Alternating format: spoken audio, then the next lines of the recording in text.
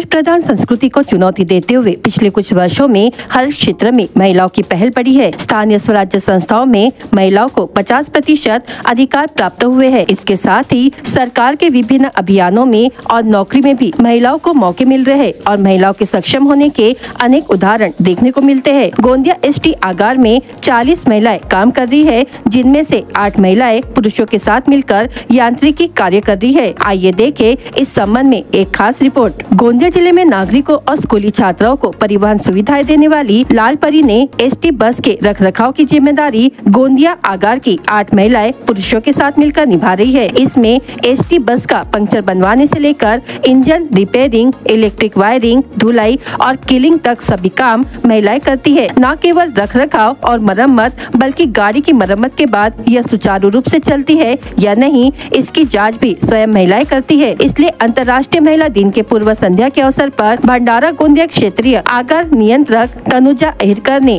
गोंदिया आगार में आकर महिलाओं को महिला दिवस की शुभकामनाएं देकर पुष्प भेंट कर स्वागत किया है। तो आज के युग में महिलाओं ने भी सभी क्षेत्रों में काम शुरू कर दिया है और स्वयं आत्मनिर्भर होने का प्रयास कर रही है। इसलिए पुरुषों की तरह महिलाएं भी आत्मनिर्भर हो चुकी है और सरकार भी महिलाओं के समर्थन में मजबूती से खड़ी है।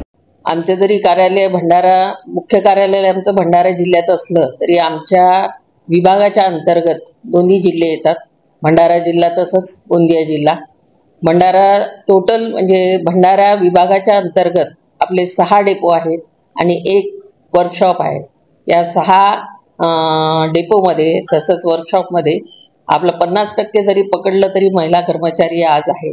त्यात प्रामुख्याने काम करणाऱ्या वाहक महिला आहेत, तसेच चालक तथा वाहक पण आहेत। जे जरी आपण चालकाची त्यांना हे दिली नसली आजपर्यंत कामगिरी, तरी त्या फुल ट्रेन आपण इथे चालक तथा वाहक महिला कर्मचारी आहे।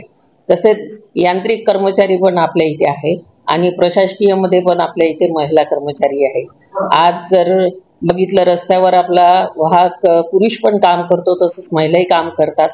रस्त्यावर जाताना बरेच प्रॉब्लेम त्यांना फेस करावे लागतात। प्रवाशांसोबत चांगले बोलणे, त्यांना चांगली वागणूक देणे, पण तरी कधी पैशाच्या म्हणजे तिकीट त्यांच्या चिल्लर पैशाच्या वादावरून या सगळ्या गोष्टी रस्त्यावर होत असतात। तरी आमची महिला त्यात अतिशय चांगले काम करत असते। आपल्या इथे कॅपिटल काम करायचं तरी महिला आहेत किंवा डॉकिंग मध्ये जे काम करतात ते सुद्धा महिला आहेत। तसंच प्रशासकीय स्तरावर जे आमच्या इथे महिला आहेत, अधिकारी पण महिला आहेत। आमच्या 2 महिला आगार व्यवस्थापक आहेत। आमच्या विभागाचं वाहतूक जे पाहतात त्या पण आमच्या महिलाच आहेत आणि जे आहेत आज जे बोलून राहिलो तर मी पण महिला आहे। तर या आता महिला दिनाच्या अनुषंगाने मी एवढंच सांगू इच्छिते की या महामंडळात 2008च्या पूर्वी कोणी वाहतूकमध्ये म्हणजे महिला होत्या असं नव्हत्या असं नाही, प्रशासकीय स्तरावर महिला होत्या किंवा बाकीच्या विभागात महिला काम करत होत्या, पण जी वाहतूक लाईन आहे त्यामध्ये कोणी महिला नव्हत्या।